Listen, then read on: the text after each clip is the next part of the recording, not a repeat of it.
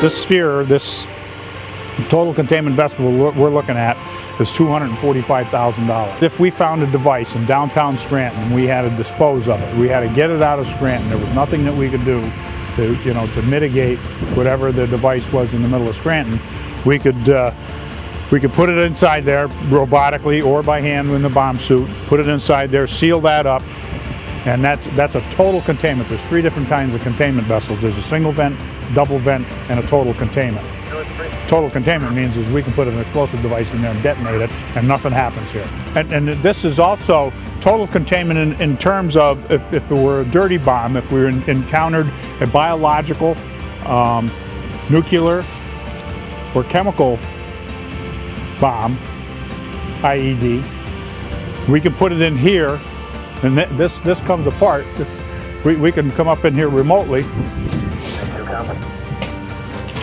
We would come up on scene, and we would set this up and then make a determination whether we're going to do it manually by hand or we're going to use the robotic to load this. If we have a dirty bomb, we're going to put it in this device, and basically the robot or the bomb suit could come up here, and then we would put the bomb device in the basket.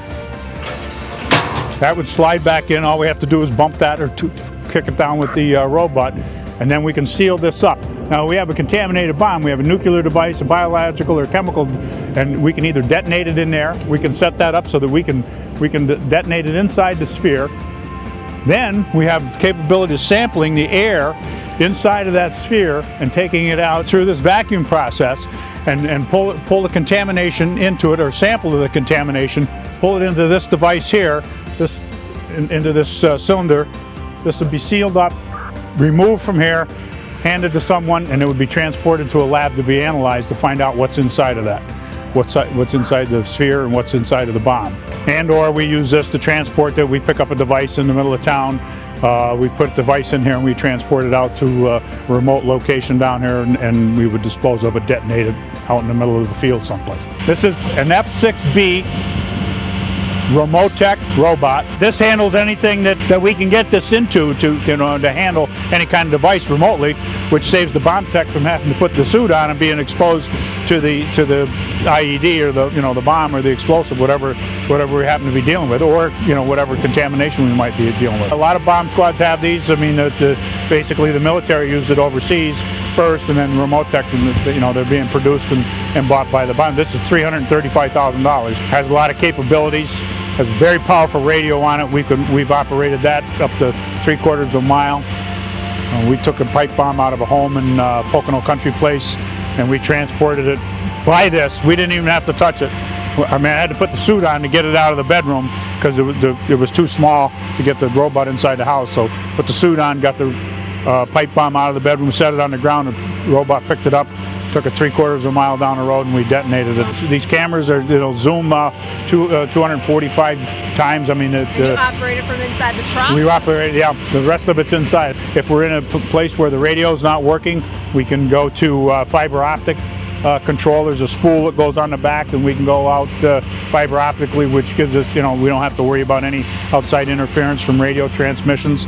Say you send a bomb tech downrange and something happened to him downrange, and it's a contaminated environment, we can send a robot down and literally drag them out.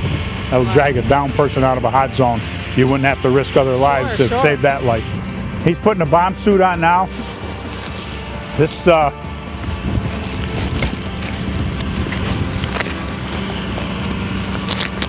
participants in this class can get in one of these, huh? If they want. We've had a couple people volunteer to do it. It weighs in excess of 80 pounds just in the configuration it's in right now. You got it? It's blast proof, it's fire retardant, it's not airtight, so I mean you're not protected from the environment. The helmet, he's going to put the helmet on right now. The bomb suit itself is close to $25,000. The helmet's almost $8,000. That's pretty significant. That's about 12 pounds on your cranium when you're working around. It's kind of tough on your neck muscles. This is all about just survivability. There's no hand protection, so you're probably not going to have your hands. You're on the team, so you're going in. In school, they throw you down on the ground, they kick you on your back like you're a turtle, and then you got to wallow your way back up off the ground. very difficult. Kevlar, primarily Kevlar, like the stuff that's inside a bulletproof vest is on the inside of that. The plate in the front there, you can see for the protrusion for the groin, and that's ceramic and for your organs, and all the protection is in the front. So if you ever see if the bomb guy approaches an IED or a device, you approach it from the front and you never turn your back on it. You'll back away from it because there's not as much protection in the back. And you can see the board that went down his back and protruded past his glutes was that's to keep your back from being broken if you're blasted back. He has an IED, simulated IED over there by the thing. He's gonna walk over there and show you what he would do, how he would approach that. If that was an actual device and we wanted to take care of that, he's going to go take an X-ray. And see how he backs away from the device because all the protection is in the front of the suit. You don't have near the protection in the back. Brings all the equipment back with him so he doesn't leave any flying parts. You can see that's an X-ray of the device that he just took next to the car there that you filmed.